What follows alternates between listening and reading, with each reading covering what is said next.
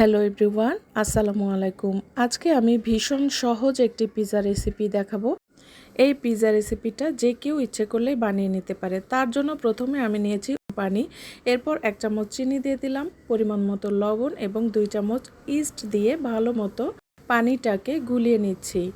এখন আমি নিয়েছি 3 কাপ ময়দা এবং পরিমাণ মতো লবণ, সামান্য পরিমাণ বেকিং পাউডার দিয়ে শুকনো উপকরণটাকে ভালো মতো মিশিয়ে নিয়ে সেই ইস্ট মেশানো পানিটা ময়দার মধ্যে ঢেলে দিচ্ছি এবং ভালো মতো ময়দাটাকে মেখে নিচ্ছি। এই ময়দাটা যত বেশি মাখানো সুন্দর হবে ততই পিৎজাটা সফট হবে এবং খেতে ভালো লাগবে। এই তো ময়দাটা মাখানো হয়ে গিয়েছে, আপনারা দেখে হয়তো বুঝতে পারছেন কতটা সফট হয়েছে। এরপর ময়দাটাকে আমি 1 ঘন্টার জন্য ঢেকে রেখে দিয়েছিলাম।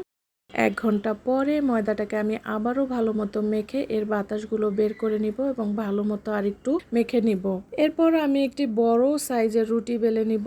এই পিৎজাটা বানাতে আমার এতই ভালো লাগে যে আমি ছোট ছোট করে বানিয়ে রাখি, বাচ্চারা যখন ইচ্ছে তখনই খেতে পারে।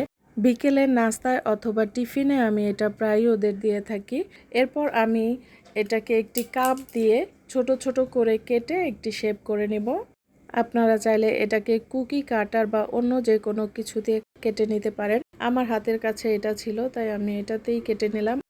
আর এটা আমার মোল্ডের শেপ অনুযায়ী একেবারে সমান সমান হয়েছে।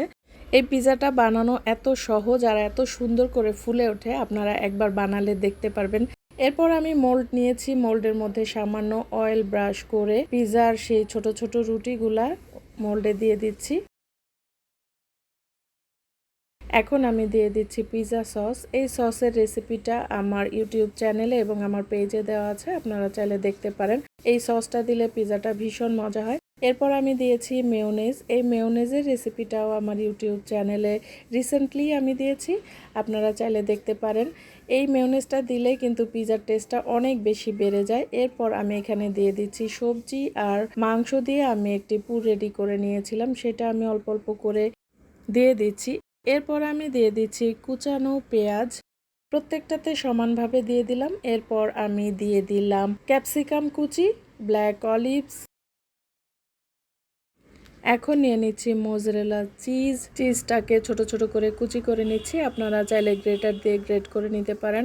কুচি করে নেওয়ার পরে আমি এখানে প্রত্যেকটা কাপের মধ্যে চিজ কুচি দিয়ে দিচ্ছি।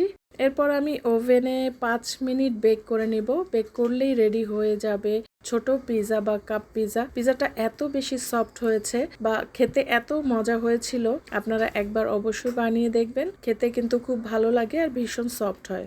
আপনারা অবশ্যই বানাবেন। আর ভিডিওটি ভালো লাগলে লাইক কমেন্ট শেয়ার করবেন। সবাই ভালো থাকবেন। আল্লাহ হাফেজ।